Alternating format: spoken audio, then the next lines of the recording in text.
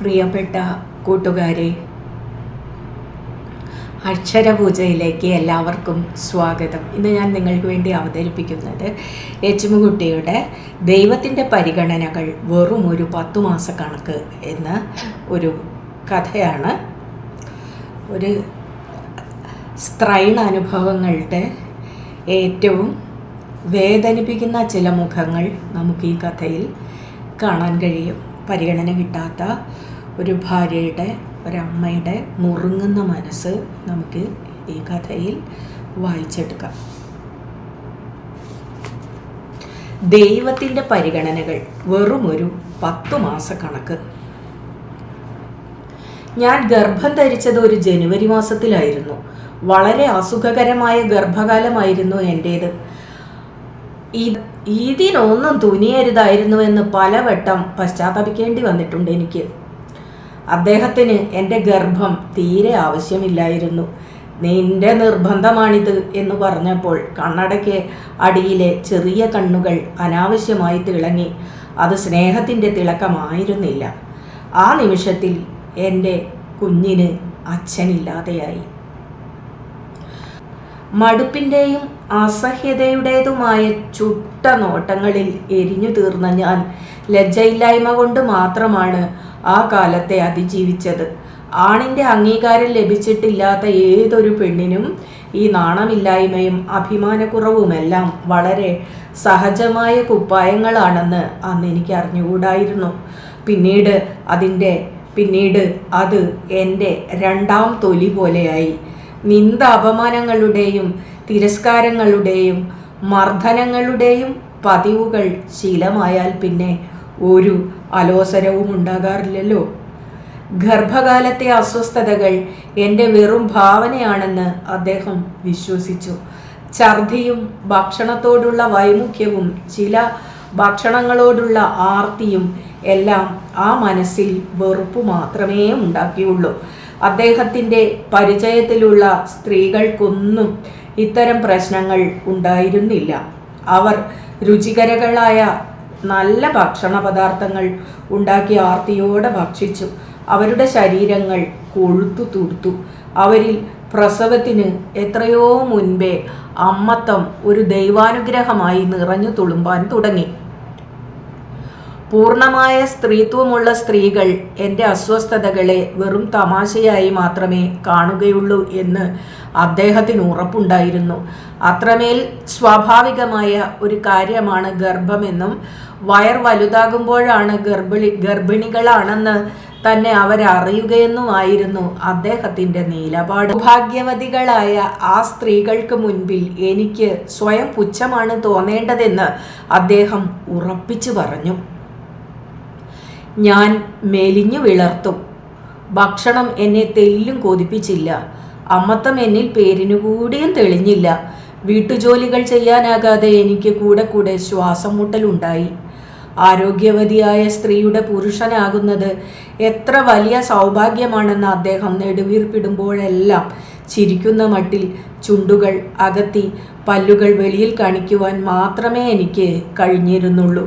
വീട്ടുജോലികൾ ഭംഗിയായി ചെയ്യുന്നവരും ഗർഭിണികളും ഉദ്യോഗസ്ഥകളുമായ മിടുക്കി സ്ത്രീകളെ അദ്ദേഹം എല്ലായ്പ്പോഴും എനിക്ക് ചൂണ്ടിക്കാണിച്ചു തന്നുകൊണ്ടിരുന്നു. ഞാൻ പ്രസവിക്കുന്ന കുഞ്ഞ് ബുദ്ധി കുറഞ്ഞും വളർച്ചയെത്താതെയും ജനിക്കുമെന്നും അത് ഒരു വലിയ കുരിശായി തീരുമെന്നും അങ്ങനെ സംഭവിക്കുന്നത് എൻ്റെ മാത്രം കുഴപ്പം കൊണ്ടായിരിക്കുമെന്നും അദ്ദേഹം പലവട്ടം താക്കീതു നൽകി. ഗർഭം അലസിപ്പോകുന്നതായിരിക്കും അതിലും നല്ലതെന്ന് ഞാൻ കരഞ്ഞുകൊണ്ടിരുന്നു. എന്നാൽ ആ സമയവും കഴിഞ്ഞ് എൻ്റെ വയർ വലുതാകുകയും കുഞ്ഞ് വയറ്റിൽ മെല്ലെ ഇളകുവാൻ തുടങ്ങുകയും ചെയ്തു. കുഞ്ഞിനെ ഓർത്ത് ഞാൻ താരാട്ടുകൾ പഠിക്കുകയോ കുട്ടിക്കുപ്പായങ്ങൾ തുന്നുകയോ ചെയ്തില്ല. പകരം പ്രസവത്തോടെ മരിക്കണമെന്നും ജനിക്കുന്നത് ജീവനില്ലാത്ത കുഞ്ഞായിരിക്കണമെന്നും മാത്രം ഉത്കടമായി ആഗ്രഹിച്ചു. ഒരു പാത്രത്തിൽ 280 കല്ലുകൾ ഞാൻ പെറുക്കി വെച്ചിരുന്നു. ഓരോ ദിവസവും ഒരു കല്ല് വീതം ജനലിലൂടെ പുറത്തു കളയുമ്പോൾ മരണദിനം സമീപിക്കുകയാണെന്ന് കരുതി ആശ്വസിക്കുകയായിരുന്നു എൻ്റെ മനസ്സ്. 10 കല്ലുകൾ ബാക്കിയുണ്ടായിരുന്ന ഒരു ഉച്ചയ്ക്ക് അസഹ്യമായ വേദനയും വിയർപ്പും നിമിത്തം തളർന്ന ഞാൻ അയൽപക്കത്തെ അമ്മൂമ്മയെ കൂട്ടിനു വിളിച്ച് ഒരു ഓട്ടോറിക്ഷയിൽ കയറി ഡോക്ടറെ കാണാൻ പോയി. കടിഞ്ഞൂൽ ഗർഭിണികൾക്കുണ്ടാവുന്ന ഫോൾസ് പെയിൻ എന്ന ശല്യമായിരുന്നു അത്. തിരികെ വരുമ്പോൾ എനിക്ക് സത്യമായും വലിയ ലജ്ജയും അപമാനവും തോന്നിയിരുന്നു. അദ്ദേഹത്തിനാകട്ടെ എന്നോടുള്ള മടുപ്പും അസഹ്യതയും വർദ്ധിപ്പിക്കാൻ മാത്രമേ ഈ സംഭവം ഉപകരിച്ചുള്ളൂ. ഇത്തരം തമാശകളൊന്നും ഇനി മേലിൽ ആവർത്തിക്കരുത്, കടുപ്പിച്ച സ്വരത്തിൽ പറഞ്ഞ് അദ്ദേഹം എന്നെയും ആ പ്രശ്നങ്ങളെയും തട്ടിമാറ്റി. കല്ലുകളുടെ എണ്ണം 2 കുറഞ്ഞ വേളയിലും എനിക്കുണ്ടായ ഈറ്റുനോവ് ദഹനക്കേടിൻ്റെ വയറ്റുവേദനയാണെന്ന് ഞാൻ അറിഞ്ഞത് അങ്ങനെയാണ്. വിയർപ്പ് തുടച്ചാൽ മാറിക്കൊള്ളുമെന്നും അതിന് ഒരു തോർത്തുമുണ്ടിൻ്റെ മാത്രം ആവശ്യമേ ഉള്ളൂവെന്നും അപ്പോൾ തിരിച്ചറിയാൻ കഴിഞ്ഞു. നട്ടെല്ലിൽ ഇടിമിന്നുന്നതൊക്കെ വെറും തോന്നലാണെന്നും മനസ്സിലായി. അതുകൊണ്ട് ഞാൻ വിറയ്ക്കുന്ന കാലുകൾ ഒതുക്കി മടിയിലേക്കു ചാഞ്ഞ വയറിന്മേൽ കൈവച്ച് വസ്ത്രത്തിൽ രക്തം പുരളാതെ ശ്രദ്ധിച്ച് വിയർത്തും കിതച്ചും അടക്കത്തോടെ ഇരുന്നു. കാരണം അതൊരു കറുത്ത പാതിരാത്രിയായിരുന്നു. അത്താഴം കഴിച്ച് ഒരു സിഗരറ്റും വലിച്ച് ഉറങ്ങേണ്ട നേരം. നഗരത്തിലെ ഓട്ടോറിക്ഷകളും ടാക്സികളും പോലും കണ്ണടച്ചുറങ്ങുന്ന വിശ്രമവേള. അതുകൊണ്ട് പ്രഭാതമാകും വരെ ക്ഷമയോടെ കാത്തിരിക്കണം. പ്രസവവേദനയെ ബോധ്യപ്പെടുത്താനുള്ള വരം ദൈവം എനിക്ക് തന്നിരുന്നില്ല. പകരം ക്ഷമയും അടക്കവും പഠിപ്പിക്കുന്ന കളിതമാശയായിരുന്നു നീക്കിവെച്ചിരുന്നത്. എങ്കിലും ബലമായി അമർത്തിക്കടിച്ച എൻ്റെ ചുണ്ടുകളിൽ നിന്നും പുറപ്പെട്ട ഒരു നിലവിളിയിൽ അയൽപക്കത്തെ അമ്മൂമ്മയുടെ മകൻ ഓട്ടോറിക്ഷയുമായി ഓടിയെത്തി. പ്രസവവേദനയാണോ എന്ന് യാതൊരു ഉറപ്പുമില്ലാതിരുന്നിട്ടും വാതിൽ പൂട്ടുവാനും പഴംതുണികൾ നിറച്ച ബാഗ് വണ്ടിയിൽ എടുത്തു വയ്ക്കുവാനും ഒപ്പം ഇറങ്ങുവാനും അദ്ദേഹം അപ്പോൾ തയ്യാറാവുകയും ചെയ്തു. ഗർഭം ധരിച്ചത് എൻ്റെ ശരീരത്തിൻ്റെ മാത്രം പിഴയാണ്. ശിക്ഷയും സ്വയം ഏറ്റുവാങ്ങിയേ മതിയാകൂ. പട്ടി ചന്തയ്ക്ക് പോയതുപോലെ തിരിച്ചു വരേണ്ടി വരും. മനുഷ്യരുടെ ഉറക്കവും കളഞ്ഞ് അയൽപക്കക്കാരെയും കൂടി ബുദ്ധിമുട്ടിച്ച് അദ്ദേഹം മടുപ്പോടെ മുറുമുറുത്തു. എനിക്ക് ശബ്ദിക്കുവാൻ കൂടി കഴിയുമായിരുന്നില്ല. വേദനയുടേതും പ്രസവത്തിൻ്റേതുമായ അന്തരാള ഘട്ടത്തിൽ ഞാൻ അകപ്പെട്ടു കഴിഞ്ഞിരുന്നു. എന്തു പറയണമെന്നറിയാത്തതുകൊണ്ടോ പെണ്ണുങ്ങളുടേതു മാത്രമായ ഈ വേദനയെക്കുറിച്ച് ധാരണയില്ലാത്തതുകൊണ്ടോ പ്രസവം തുടങ്ങിയ വില കുറഞ്ഞ കാര്യങ്ങളെക്കുറിച്ച് എന്തെങ്കിലും പറയുന്നത് മോശമാണെന്ന് കരുതുന്നത് കൊണ്ടോ ഇതൊന്നുമല്ലെങ്കിൽ ഉറക്കം വരുന്നത് കൊണ്ടോ ഒക്കെ ആവണം അമ്മൂമ്മയുടെ മകൻ നിശബ്ദനായി വണ്ടി ഓടിക്കുന്നതിൽ മാത്രം ശ്രദ്ധിച്ചു. സർക്കാർ ആശുപത്രിയിൽ ചെല്ലുമ്പോഴേക്കും ശരീരമാകെ തീവെള്ളം ഇരമ്പി കയറിയതായി എനിക്ക് തോന്നി. ഏതായാലും കാഷ്വാലിറ്റിയിൽ നിന്ന് ഒരു വീൽ ചെയറിൽ എന്നെ ലേബർ റൂമിലേക്ക് എത്തിക്കുവാനുള്ള കാരുണ്യം ആശുപത്രിയിലുള്ളവർ പ്രദർശിപ്പിച്ചു. എൻ്റെ പഴന്തുണി ബാഗ് തോളിൽ തൂക്കിയിടുവാനുള്ള സൗമനസ്യവും ആ അറ്റൻഡർക്കുണ്ടായിരുന്നു. യഥാർത്ഥത്തിലുള്ള സത്യമായ പ്രസവവേദന ആയിരുന്നു എൻ്റേതെന്ന് അങ്ങനെ വെളിവാക്കപ്പെട്ടു. ഇരുണ്ടതും വലുപ്പമുള്ളതുമായ ഒരു മുറിയായിരുന്നു ലേബർ റൂം. 4 കട്ടിലുകൾ ആ മുറിയിൽ ഉണ്ടായിരുന്നു. പിച്ചക്കാരിയെന്ന് ഒറ്റ നോട്ടത്തിൽ അറിയാൻ കഴിയുന്ന ഒരു സ്ത്രീ അതിലൊന്നിൽ കിടന്ന് നിലവിളിക്കുന്നുണ്ടായിരുന്നു. അവളെ ആരും ശ്രദ്ധിച്ചിരുന്നില്ല. വേദനയും ഭയവും അനാഥത്വവും നിമിത്തം ഞാൻ തളർന്നു. കുറച്ചു സമയത്തിനുള്ളിൽ ഞാനും വയറ്റിലുള്ള കുഞ്ഞും മരിക്കുമെന്ന് ആശ്വസിച്ച് ആ തളർച്ചയെ അതിജീവിക്കാൻ ഞാൻ ശ്രമിച്ചു. കടുപ്പിച്ച മുഖവുമായി 2 വനിതാ അറ്റൻഡർമാർ വന്നു. അവരുടെ കയ്യിൽ പേടിപ്പിക്കുന്ന നീല നിറമുള്ള ബ്ലേഡ് ഉണ്ടായിരുന്നു. എൻ്റെ കാലുകൾ ബലമായി അകറ്റിക്കൊണ്ട് ശരീരത്തിലെ വൃത്തികെട്ട രോമങ്ങൾ നീക്കം ചെയ്യണമെന്ന് അവർ എന്നോട് കൽപ്പിച്ചു. അല്ലെങ്കിൽ പ്രസവ സമയത്ത് ഞങ്ങൾക്ക് അറയ്ക്കും.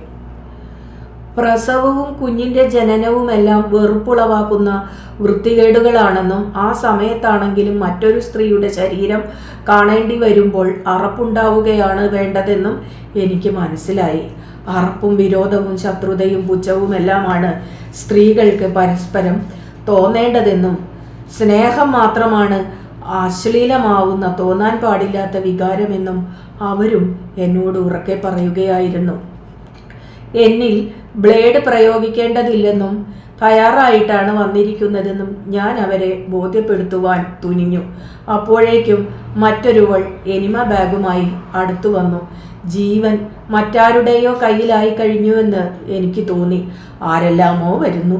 അവരെന്നിൽ കൈകടത്തുന്നു, അധികാരം സ്ഥാപിക്കുന്നു. ഞാൻ വേണ്ടത്ര സഹകരിക്കുന്നില്ലെന്ന് അധിക്ഷേപിക്കുന്നു. എനിമ തന്ന് കുറച്ചു കഴിഞ്ഞപ്പോൾ ഉറക്കച്ചടവോടെ ഒരു നേഴ്സ് വന്ന് എന്നെ കക്കൂസിലേക്ക് നയിച്ചു. മലത്തിൻ്റെ മഹാസമുദ്രമായിരുന്നു ആ മുറി. അത്രയും മലം ഒന്നിച്ച് ഞാൻ അതിനു മുൻപ് കണ്ടിരുന്നില്ല. എന്തു വേണമെന്നറിയാതെ ആ സമുദ്രത്തിന് മുൻപിൽ ഞാൻ പകച്ചു നിന്നു. പക്ഷേ നിത്യശത്രുവായ ഈ ശരീരം അപ്പോഴും എന്നെ വഞ്ചിക്കുകയായിരുന്നു. ആവുന്നത്ര സ്വയം വൃത്തിയാക്കിക്കൊണ്ട് ഞാൻ വേച്ച് ലേബർ റൂമിൽ പ്രവേശിച്ചു. പിച്ചക്കാരി ആരുടെയും മേൽനോട്ടമില്ലാതെ പ്രസവിച്ചു കഴിഞ്ഞിരുന്നുവെങ്കിലും പൊക്കിൾക്കൊടി മുറിക്കുവാനും കുഞ്ഞിനെ ഉയർത്തി അവൾക്ക് കാണിച്ചു കൊടുക്കുവാനും വന്ന അറ്റൻഡർ വലിയ വായിൽ കേട്ടാൽ അറയ്ക്കുന്ന തരം ചീത്ത വാക്കുകളാൽ അവളെ ശകാരിച്ചുകൊണ്ടിരുന്നു. വേദനയുടെ കൂർത്ത മുള്ളുകൾക്കിടയിൽ നേഴ്സ് കുത്തിവെച്ച മയക്കുമരുന്നിൻ്റെ അല്പസാന്ത്വനത്തിൽ മയങ്ങിയും ഉണർന്നും വരമായെത്തുന്ന മരണത്തെ കാത്തുകിടക്കുമ്പോൾ 10 മാസത്തെ ആർത്തവം മാത്രമാണ് പ്രസവമെന്ന് നേഴ്സ് ചിരിച്ചുകാട്ടി. കയറാൻ തുടങ്ങവേ മാഞ്ഞു പോകുന്ന ഓട്ടോറിക്ഷകളുടെയും ടാക്സി കാറുകളുടെയും നീണ്ട നിരകളെ സ്വപ്നം കണ്ട് മയക്കത്തിൽ ഞാൻ തേങ്ങിക്കരഞ്ഞു. ദൈവത്തെ വിളിക്കുവാൻ നേഴ്സ് എന്നോട് പറഞ്ഞു. അവർക്ക് അല്പം കാരുണ്യവും ലേശം മര്യാദയും ഉണ്ടായിരുന്നു. എനിക്ക് ദൈവത്തെ വിളിക്കാൻ കഴിഞ്ഞില്ല. ഞാൻ ദൈവത്തിൻ്റെ സൃഷ്ടിയാണെന്നും എനിക്ക് തോന്നിയില്ല. സ്വന്തം പുരുഷൻ കേൾക്കെ പ്രസവവേദന കൊണ്ട് കരയുവാൻ പാടില്ലാത്രേ. കാരണം അയാൾ ദുഃഖിക്കുവാൻ ഇടവന്നാൽ അത് ജനിക്കാൻ പോകുന്ന കുഞ്ഞിന് ദോഷം വരുത്തും. അദ്ദേഹം മടുപ്പോടെയെങ്കിലും ബുദ്ധിമുട്ട് സഹിച്ച് കൊതുകുകടിയുമേറ്റ് ഈ സർക്കാർ ആശുപത്രിയുടെ വരാന്തയിൽ ഇരിക്കുന്നത് തന്നെ വലിയ കാര്യമാണ്. അതുകൊണ്ട് പഴഞ്ചൊല്ല് കേട്ടില്ലെങ്കിലും ഞാൻ ഉച്ചത്തിൽ കരയുമായിരുന്നില്ല. കൊടിയ വേദനയുടെ നീണ്ട മണിക്കൂറുകൾ കടന്നുപോയി. ചുണ്ടുകൾ മുറിയോളം ഞാൻ കരച്ചിലിനെ ഒതുക്കി പിടിച്ചു. പെരുമഴ പോലെ വിയർക്കുകയും തുരത്തപ്പെടുന്നവളെ പോലെ കിതയ്ക്കുകയും ചെയ്തു. ഒടുവിൽ വലിയ ബിരുദങ്ങൾ നേടിയ വനിതാ ഡോക്ടർ എത്തിച്ചേർന്നു. ഞാൻ വേദനയായി രൂപാന്തരപ്പെട്ട അപൂർവ നിമിഷങ്ങളായിരുന്നു അത്. ഈ പ്രപഞ്ചത്തിലെ യാതൊന്നുമായും എനിക്കപ്പോൾ ഒരു ബന്ധവും ഉണ്ടായിരുന്നില്ല. ആ നിമിഷങ്ങളിലൊന്നിൽ രക്തത്തിൻ്റെ ഒരു കീറു നെറ്റിമേൽ പുരട്ടി പുറത്തേക്ക് വന്ന മകൾ ഒരു പുതു പനിനീർപ്പൂവിൻ്റെ കാന്തിയോടെ എന്നെ അനുഗ്രഹിച്ചു. കൊഴുത്തുരുണ്ട് ആരോഗ്യവതിയായ ഒരു പെൺകുട്ടി. ഈ പ്രപഞ്ചത്തിൽ എനിക്ക് വെളിപ്പെട്ട ഏറ്റവും ദൈവികമായ കാഴ്ചയായിരുന്നു കണ്ണീർ മറയിലൂടെ ഞാൻ കണ്ട ആ കുഞ്ഞുമുഖം. സ്റ്റിച്ചുകൾ ഇടുമ്പോൾ ഡോക്ടർ എന്നോട് തിരക്കി സഹതാപത്തോടെ. സങ്കടമായോ? പെണ്ണിനെ പ്രസവിച്ചത് പോട്ടെ, സാരമില്ല, അടുത്തത് ആൺകുഞ്ഞായിരിക്കും.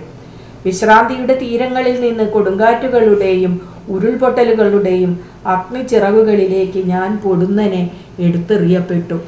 എന്നും മുകളിൽ ഉയർന്നു മിന്നിയ കമ്പി കെട്ടിയ ചൂരലുകളെ പാൽച്ചുണ്ടിലെ കാക്കപ്പുള്ളി കടിച്ചെടുത്തു കളയാൻ ശ്രമിച്ച വെറ്റില പല്ലുകളെ, കൂമ്പി വരുന്ന മാറിടത്തിൽ ഒരു കുടം പോലെ അമർന്ന കൈകളെ, സ്വന്തം ആവശ്യത്തിനു മാത്രം ചുംബിക്കുകയും അല്ലാത്തപ്പോഴെല്ലാം ഈ ശരീരവുമായി നിരന്തര യുദ്ധത്തിലേർപ്പെടുകയും ചെയ്യുന്ന കണ്ണട വെച്ച പ്രേമത്തെ, വെറും ഒരു പെണ്ണാണെന്ന് സദാ ഇകഴ്ത്തിയ സർവപുച്ഛങ്ങളെ, അടങ്ങി ഒതുങ്ങി വണക്കത്തോടെ കഴിഞ്ഞാൽ സകല ഐശ്വര്യവും ഉണ്ടാകുമെന്ന് പഠിപ്പിച്ച എളിമപ്പാടങ്ങളെ ഒറ്റ നിമിഷത്തിൽ എല്ലാം ഞാൻ ഓർമ്മിച്ചു. എൻ്റെ മകളെ കാത്തിരിക്കുന്നത് എന്തെന്ന് അറിയില്ലെങ്കിലും അവൾക്കൊപ്പം എന്നും ഉണ്ടാകുമെന്ന് ഉറപ്പിച്ച് ഞാൻ ഡോക്ടറോട് പറഞ്ഞു. ഇല്ല മാഡം, എനിക്ക് സങ്കടമില്ല. ഡോക്ടർ എൻ്റെ കവിളിൽ തട്ടി. നിലയ്ക്കാത്ത നിലവിളിയുടെ കുത്തൊഴുക്ക് പോലെ സ്ത്രീകൾ പ്രസവത്തിനായി ലേബർ റൂമിലേക്ക് പ്രവേശിച്ചു കൊണ്ടിരുന്നു. വാർഡിൽ എനിക്കായി ബെഡ് ഒഴിഞ്ഞിരുന്നില്ല. അല്പസമയത്തിനകം വാർഡിൽ പോകാമെന്ന് നേഴ്സ് എന്നെ സമാധാനിപ്പിച്ചു. ലേബർ റൂമിനപ്പുറത്തെ ചെറിയ മുറിയിൽ അവർ ചൂണ്ടിക്കാട്ടിയ കസേരയിൽ ഇരിക്കുമ്പോൾ എനിക്ക് അതികഠിനമായ പ്രയാസം തോന്നുന്നുണ്ടായിരുന്നു. ദാഹത്താൽ എൻ്റെ തൊണ്ട വരണ്ട് പൊട്ടുന്നുമുണ്ടായിരുന്നു. അല്പം എന്തെങ്കിലും കുടിക്കാൻ കിട്ടിയിരുന്നുവെങ്കിൽ. ആശുപത്രി തൊട്ടിലിൽ കിടക്കുന്ന മകളെ കണ്ണുകളിലേക്ക് വാരിയെടുത്ത് ഇമകൾ കൊണ്ട് അടച്ച് ഞാൻ നിശബ്ദയായിരുന്ന ആ നിമിഷത്തിലാണ് അദ്ദേഹം മുറിയിലേക്ക് വന്നത്. എൻ്റെ കണ്ണുകൾ കവിഞ്ഞൊഴുകി. എന്നെ മാറോടണച്ചുകൊണ്ട് അദ്ദേഹം കുറച്ച് ഓമനവാക്കുകൾ പറയണമെന്ന് ഞാൻ ഉത്കടമായി മോഹിച്ചു. അതിനുശേഷം എനിക്കൊരു കട്ടൻ കാപ്പി കൊണ്ടുവന്ന് തരണമെന്നും ഞാൻ കൊതിച്ചു. തൊട്ടിലിലേക്ക് കുനിഞ്ഞ് കുഞ്ഞിനെ ഗാഢമായി ഉമ്മ വെച്ചുവെങ്കിലും ആ വെളുത്ത മുഖം പെട്ടെന്ന് കൃഷ്ണവർണ്ണം പൂണ്ടു. നീ എൻ്റെ മുഖഛായയിൽ ഒരു ആൺകുട്ടിയെ പ്രസവിക്കുന്ന അതിശയം വിചാരിക്കുകയായിരുന്നു ഇത്രയും സമയം ഞാൻ. പെണ്ണിനെ പ്രസവിക്കുന്നതിൽ ഒരു അത്ഭുതവും ഇല്ല. കുഞ്ഞിൻ്റെ കയ്യിൽ കെട്ടിയിരുന്ന നീല കടലാസ് തുണ്ട് അഴിച്ചെടുത്ത് വായിച്ചപ്പോൾ അദ്ദേഹം കനൽ പോലെ ചുവന്നു. അതിൽ ബേബി എന്നു ചേർത്ത് എൻ്റെ പേര് മാത്രം കുറിക്കപ്പെട്ടിരുന്നു. ഇതെന്ത് തമ്മാടിത്താണ്? എൻ്റെ പേരിന് പകരം നിന്റെ പേരെങ്ങനെ വന്നു? നീയാണോ അതിൻ്റെ തന്ത? നീ എൻ്റെ പേര് എഴുതാൻ പറയാത്തത് എന്ത്? വേദനയിൽ തുടിച്ചിരുന്ന എന്നോട് നാളും പേരും ഒന്നും അപ്പോൾ ആരും അന്വേഷിക്കുന്നുണ്ടായിരുന്നില്ലല്ലോ എന്ന് ഓർമ്മിച്ചുവെങ്കിലും ഈ പ്രപഞ്ചത്തിൽ അദ്ദേഹം ചൂണ്ടിക്കാണിക്കുന്ന അബദ്ധങ്ങളെല്ലാം നിശബ്ദമായി ഏൽക്കുന്നതും സ്വന്തം നിലപാട് വിശദീകരിക്കാതിരിക്കുന്നതും ആണ് ക്ഷമയെന്ന് പഠിച്ചു കഴിഞ്ഞിരുന്നതുകൊണ്ട് ഞാൻ മൗനം പാലിച്ചതേയുള്ളൂ.